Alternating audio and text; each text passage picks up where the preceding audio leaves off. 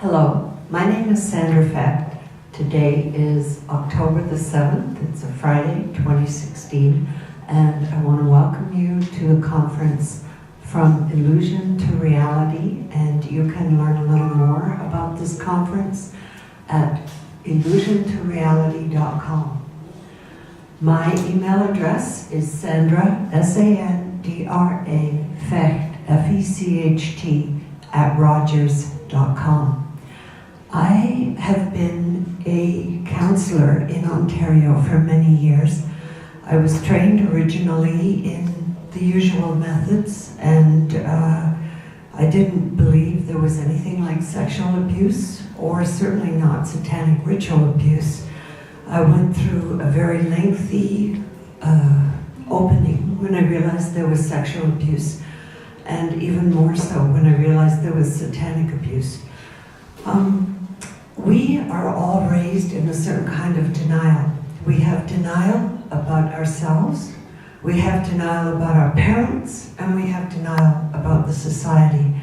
Some part of us always wants to think everything is wonderful, and for some of us life truly is wonderful. However, there are other things going on beneath the surface. I started doing counseling, and in order to help people who had been sexually abused, I developed methods for going deeper and deeper, because they didn't always remember what had happened to them. And I realized that the most powerful part was the part they had repressed. We'll deal more with that in a moment. I will warn you that the next 5 minutes or so are going to be very difficult to hear. So I would ask that people who have children, that the children be removed from the room, that I want to warn you that this may be triggering. And if this is very, very difficult for you and causes a bad reaction in you, you may want to ask yourselves why. When I developed these methods of helping people to uncover what had happened to them, I started to hear very bad stories. There were things like hoods and chanting, strange things that I had never heard of before. And I will tell you that what I'm going to tell you in the next 2 or 3 minutes, it took me years and years to believe and pay attention to. I originally thought the people who told me these things were really very crazy. And having had a lot of training in the medical model, I sent them back to their doctors for medication, and often they were put into a psychiatric hospital. But they talked about drugging, being drugged, being raped, multiple rapes, sex, and you'll pardon me for this, but this is what we're here to talk about, sex with animals, sodomy, going a little deeper, sacrifice of children. I knew nothing of women being used to breed children for use as sacrifice. There was the eating of body parts and other really gross, horrible things, the drinking of blood. There were reports of extreme cruelty, acts of cruelty that you can't even imagine. And I heard from some of my clients that these acts of cruelty, there were local, regional, provincial, national, and international contests where they would reward those who could be this cruel. Normally in good families we reward people for being kind and gentle and honest. In the families that are involved with this kind of thing, they reward their children for being cruel and deceitful and knowing how to extend torture. And if you have a difficult time believing any of this, I totally understand it. It took me many years to believe this. I further heard stories of lizard beings. Whether they were etheric or whether they were physical, I heard these stories of curses and demons and things that you would think people only believed in the Middle Ages. But I know now that these are true. The tortures included things like putting people in boxes with spiders or snakes or rodents. They included things that had to do with the elements, like burning people, especially in places where they wouldn't show, like their mouths or the soles of their feet, which can produce a lot of pain without leaving any scars. Waterboarding, burying in the earth, being hurt with metal or wood objects. There were just all kinds of obscene and horrific acts designed to terrify people. I used to wonder, why would they do this? Now I know, and I'll be explaining it a little longer in a few minutes. You need convincers when you hear these types of stories, especially when you haven't heard anything like this before, and no one around you has heard anything about it. For the longest time, I thought these people were very crazy, and as I said, I sent them away to get medicated and be hospitalized. But after a while, I realized they can't all be telling me these stories, and they're all wrong. Someone has to be right here. So I decided that what would convince me that these stories were true. And I came up with 5 ways of being convinced that these stories were true. One is if there was scientific evidence or some kind of proof. And I did have clients who were left boxes of paraphernalia that had been used in ceremonies, or who had scars or other things that would indicate they had been hurt. The Bible refers to these kinds of things. And if you read your Bible closely enough, you will find it there. At one point in the Bible in Leviticus, it says, "Do not wear cloth of mixed fiber." And I used to think, what does that have to do with anything? But now I realize that if you wear cloth of mixed fiber, every cloth has a different frequency.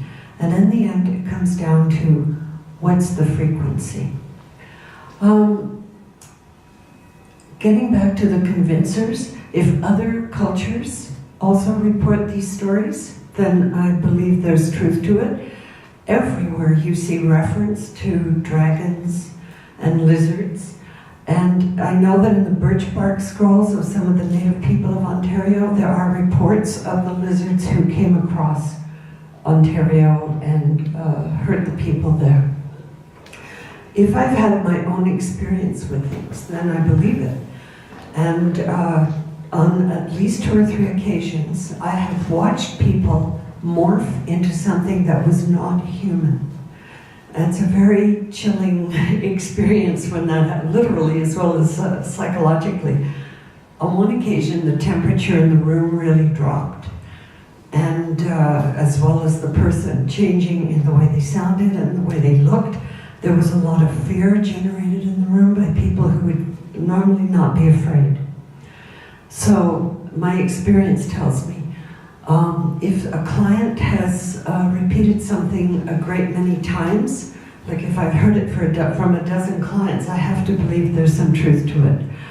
The thing that really convinced me is that I received a death threat from someone, and in fact I have had a couple of death threats, and I reported it to the police.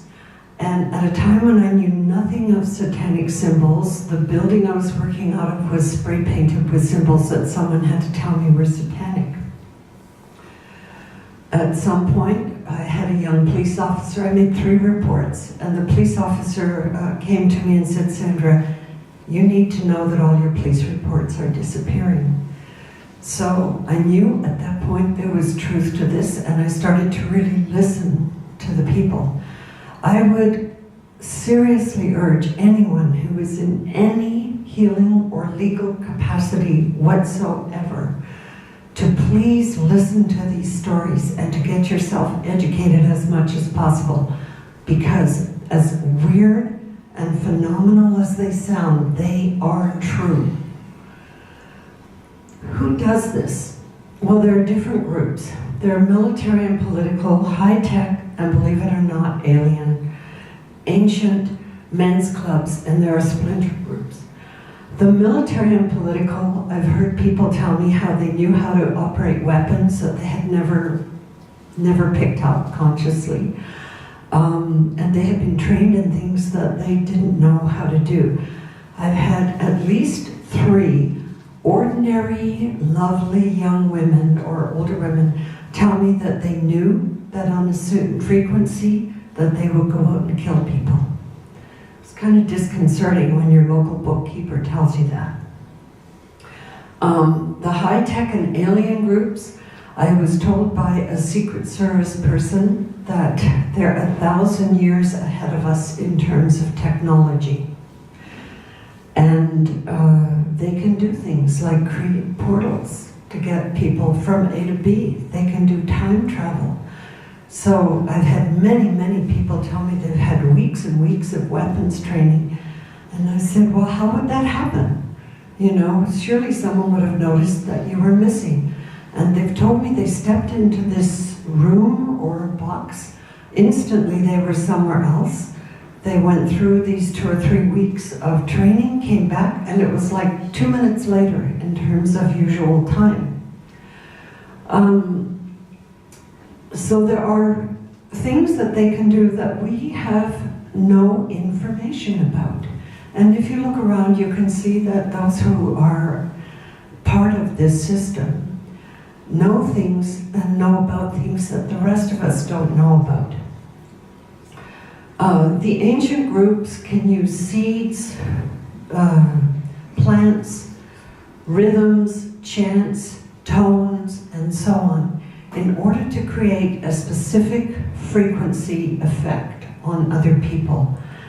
And I used to think, why do they spend so much time chanting? Like, what's that all about? And I realize now that 2 things are achieved with the chant. One is that they get you into a certain frequency, and the other is if they're torturing you while they're chanting, that your entire energetic field will collapse, and that's really what they're after. There are men's clubs, and I'm sure in your own mind you can think of a few men's clubs where these things go on. And I don't want to imply that everyone in the military or the high-tech or the ancient things are all bad, or the men's clubs, because I know there are good and bad on both sides of this. There are people who know how to use these things for good. I do want to refer back to the alien thing for a moment. A former Deputy Prime Minister of Canada, Paul Hellyer, who was 92 years old, went and addressed the United Nations and goes around the world speaking. And he said that it isn't whether or not the aliens are here. The aliens are here. It's a question of government transparency. And what we should all be pushing our governments for is to fess up to this and to admit to the people that there really are aliens on the earth. And if you look in the Bible, in Genesis 6, it refers to the sons of the gods lusting after the daughters of men. And so there's biblical evidence for that, as well as the huge skulls that have been found in Peru and other places. If you look, you find the evidence, and it would behoove everyone to do the search. There are splinter groups and people who do very strange things, but they don't understand the power that some of these higher level groups understand. There's also repression. Part of the problem here is that people do not always remember what has happened to them. There are many reasons for that. One is that oftentimes people have been drugged. And Dave, who will be talking a little later, was drugged for most of his life. He had no memory of any of this. In extreme trauma, the brain secretes cortisol. And what happens when you secrete cortisol is that you don't remember the part of the action that was too difficult. So if people go through a very bad accident or something and it was too difficult for them to process, they just won't remember that part.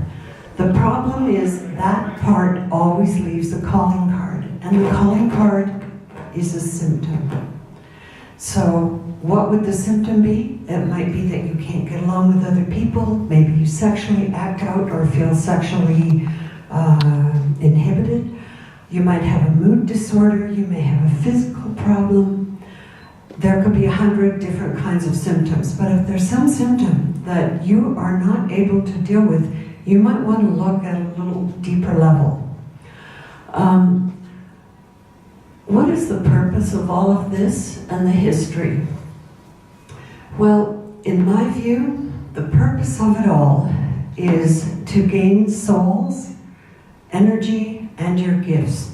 Someone told me once that it was his job to gather the energy from the tortured people.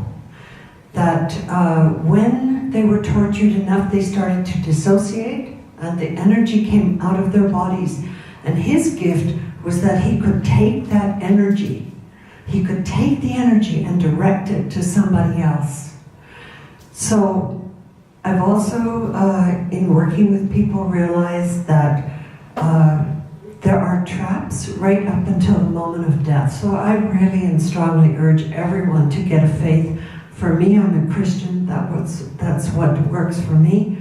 I would urge everyone to really get back that connection with the invisibles, with the unseen. There is a spectrum of energy that goes from very heavy, dense, dark energy to very light.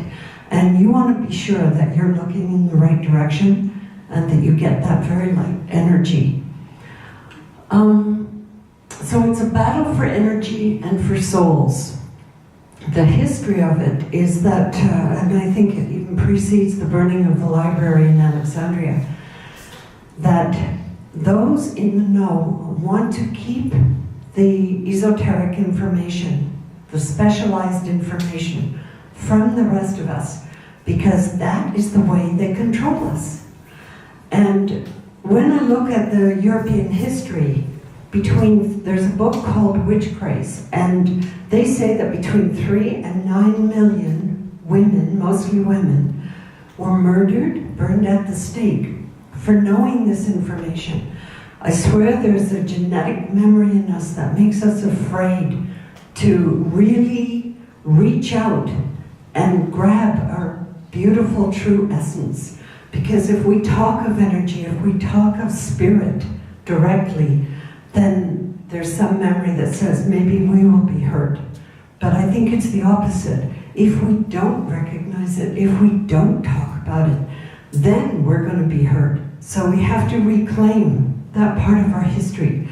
Not only were the Europeans hurt, but everywhere that European imperialism went around the world, the incident of spiritual events went down. Traditionally around the world, there were shamans who could bilocate, heal, travel distances, do all these amazing spiritual acts. We went to these places as Europeans. We killed those who knew how to do this. We took a copy of whatever information they had, and we burned the other copies. Where did the copies go? They went to the Vatican.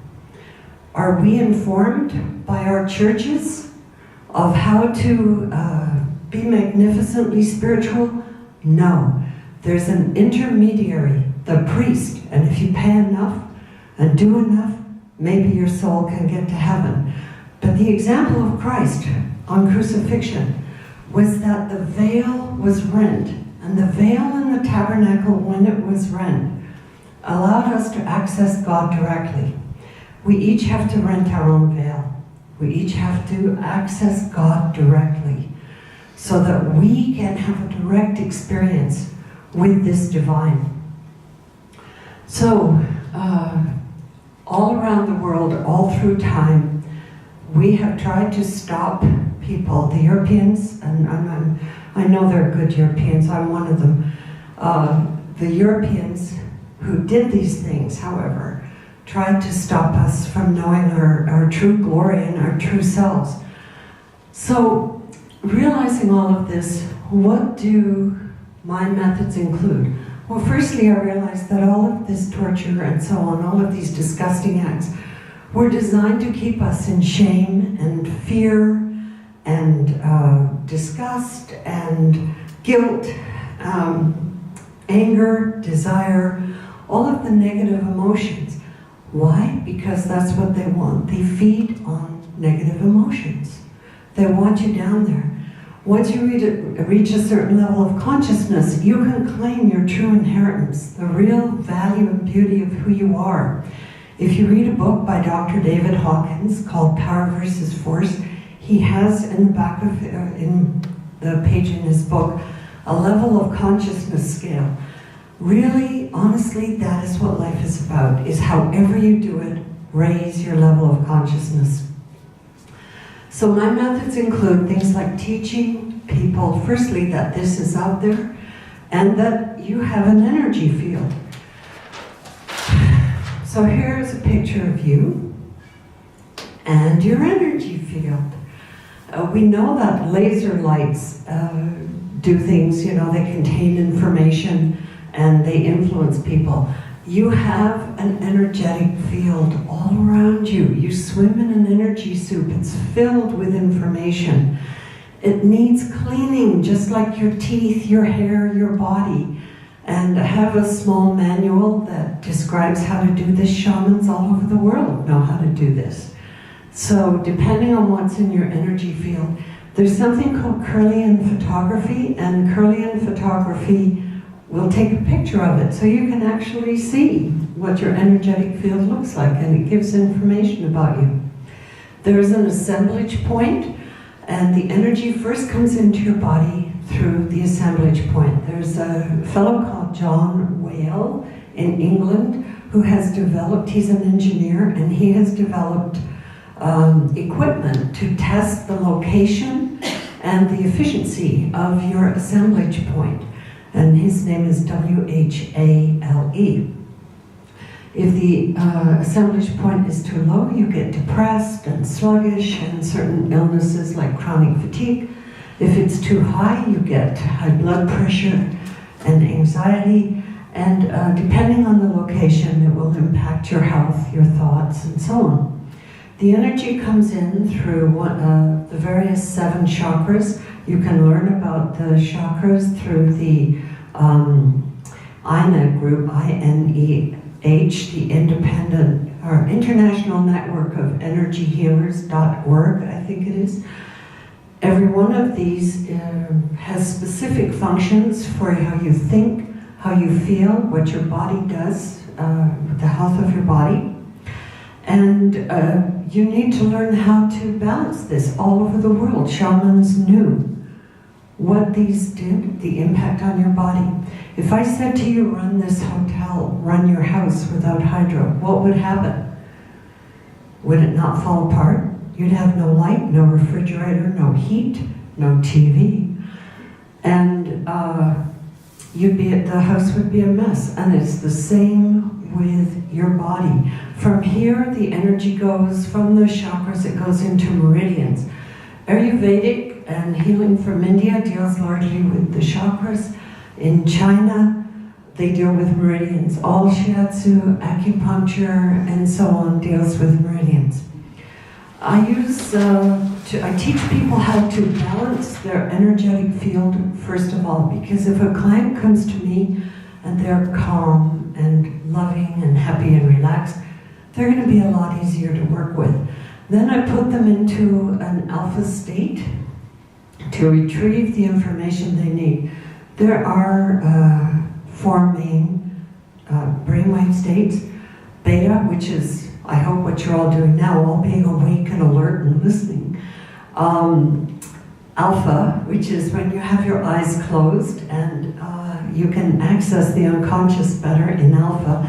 And some people say that when you first meet somebody, you should go into that state because you really absorb it better. Absorb the information. There is theta, which is a deep hypnosis, and delta, which is sleep. Well, in beta, theta, and delta, you don't remember what you've done and you have no control over it. But in alpha brainwaves are the sweet spot. And in alpha, you can keep control of yourself, you can remember what has happened to you, and you can access the information in the unconscious, which is what we want to do.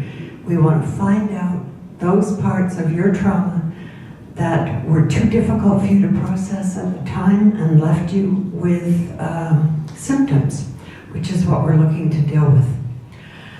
So there are general methods of trauma, but a little later on, Fran will be working or talking about the methods that we found that the higher level Satanists and high-tech people do specifically to our energetic field.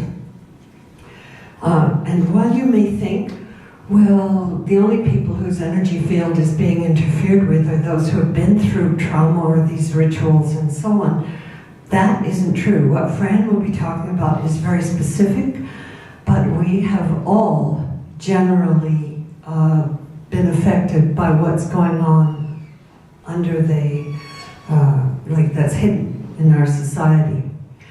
Once we have found the energy glitch, then we can find the triggers and the programs. If I am perfectly energetically balanced, I can walk through life with joy, with love, with hope and peace, healthy body, calm mind, balanced emotions. Life feels great. Most of us don't walk through life that way. How many people do you know who wake up in the morning just filled with the joy of life? Right, yeah. It's the truth, you know, but we should, and we can set our lives up to do that. What we have to realize is that what's going on affects everybody. How many of us think our food delivery system and our food growing system is perfect? That we are getting the healthiest, most economical food possible? Nobody believes that these days because we all know that there are so many additives and so on.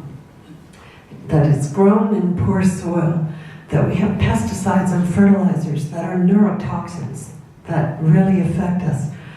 How many of us believe that the powers that be control the economy in our favor? Yeah, that's the usual response. The economy is not being controlled in our favor. The rich are getting richer and the poor are getting poorer. This affects everyone. How many of you think the pharmaceutical companies are out there day and night looking for cures? No? Yeah, I don't believe it either. The cancer industry is a multi-billion-dollar industry. And it seems to me that someone could have found something by now. The entertainment industry, is it designed to lead us up or down? You know, you look at it, does it take us to a higher moral ground, more wisdom, more truth, more love? Or does it lead us down into those lower levels? The music industry, and I'm sure most of you have heard of the 432 hertz and the 440 hertz. The 432 hertz, Verdes A it's called, brings sanity to your mind, calm to your emotions, health to your body, harmony between people. But starting around the 1930s, there's something called German tuning, or now called standard tuning, which is 440 hertz. They say John Lennon was killed for this because he was trying to promote the 432 hertz. 440 hertz, which is now called standard tuning, brings chaos to the mind, confusion to the feelings, ill health, and disruption, like conflict between. Almost all the music these days is in 440 hertz. It would behoove you, if your children are taking piano lessons, to really take a look at the tuning of the piano. So, then we have the education system. The education system. How many of you think that what's happening to the education of our children is ultimately for their good? I know there are good teachers out there. I know there are good doctors. People who are really trying against all odds to help others. But the whole system is designed not to bring out the best. Education, the word comes from the word educere in Latin, to bring forth that which is within that person. What we tend to do is stuff information into them rather than letting them find who they are. We no longer have appropriate rituals to let our young people know that they're emerging into adulthood. Maybe driving a car, maybe having sex, maybe drinking. Okay? The whole morality issue. Every time you have sex with somebody, you change energy fields and you lose part of yourself. So there's a swaying thing that I have developed, and it can get your energetics back. The wars that we experience, they always give us some reason for why there's a war, but mostly it's internationally sanctioned ritual abuse. The other thing is that they're in there for reasons other than what they say they're in there for. The information system, do you believe the news? Do you believe the news? No? No, I think we get what they want us to know. There are good people, but there's something wrong with the system. And again, getting back to the spiritual part of it, our churches have been compromised. There really are spirits out there, both good and bad. Okay? And it would behoove you to really look into what benefits you, what benefits your soul. And that is your entire responsibility on this earth, to keep your energetics balanced, to know how to do that, and to keep your soul in a good way. So, given the enormity of all this, this is huge when you finally step out of your denial and you realize what's going on. What can you do? Well, some of it, I know that many of us don't have a lot of money, but we can monitor our thoughts. We can monitor our thoughts. We can get into an attitude of gratitude, just appreciating the sunrise and the sunset. Taking deep breaths and breathing properly. You can look at your thoughts, your words, and your deeds and maintain a loving, calm, peaceful attitude as much as possible. Be kind to others. Develop a faith. Meditate every day. It will literally change the grooves in your brain. Eat as well as you possibly can. Step back from things like potato chips and all of the Coke. Coke is, not great. Aspartame, all of the neurotoxins that are the sugar substitutes, and sugar itself. They're not good for you. Exercise. Get lots of sunshine. Stay informed. With the internet these days, there's no reason why we can't spend some time researching this instead of watching the circus of comedy shows. And I hate to say it, my husband's a sports person, but the sports. Sorry, honey. Do your energy balancing. Learn about energy balancing as much as possible. Get yourself a manual. There are all kinds of different ones out there. I have one. And learn how to do the simple techniques that will keep your energy balanced. Recognize that if you are feeling great and then suddenly your energy turns off, that you've been triggered. It's a signal from your unconscious that you have something to deal with. The other thing is, this is not about war. It is not about getting angry and so on. It's about walking in a sacred way. When I was a kid, I was in a race, and what they did was give us a spoonful of Rice Krispies. And we had to go as fast as we could to the end of the race and keep the Rice Krispies in the spoon. Well, some people started out so quickly that all the Rice Krispies flew out of the spoon. And some people paid so much attention to the Rice Krispies that they lost the race. What you have to do is keep your eye on yourself. This is the Rice Krispies, this is my soul, this is my energy balance, and still walk in such a way that you do well in this world, okay? So it's Rice Krispies, spoon, speed. Rice Krispies, spoon, speed. I really enjoy quoting Viktor Frankl. And I don't know if anybody knows who he was, but he was a fellow, he was a young Jewish guy that was taken to the concentration camps during the Second World War. And one by one, every single member of his family died. You know, they were raped, starved, frozen, beaten, gassed, shot, whatever. But every single member of his family died. And he, understandably, started to hate. What level of consciousness is hate? It's a very low level of consciousness. And one day he realized, if I hate, I become one of them. Hate, anger, aggression, these are the weapons of the other side. These are not the things of those of us who walk in truth, beauty, faith, and light. We need to walk in love, understanding, and forgiveness, and keep our energy field balanced in that way. And I know this was a very short introduction to the work, but I hope it piques your interest. I hope I hear from some of you. We do give workshops on this to fill it out in more detail. You will be hearing from Dave about his experience in terms of being raised in one of these families, and from Fran, who will go into more detail about some of the energetic damage that is done and how they can control us with frequency. Thanks for your attention, and God bless.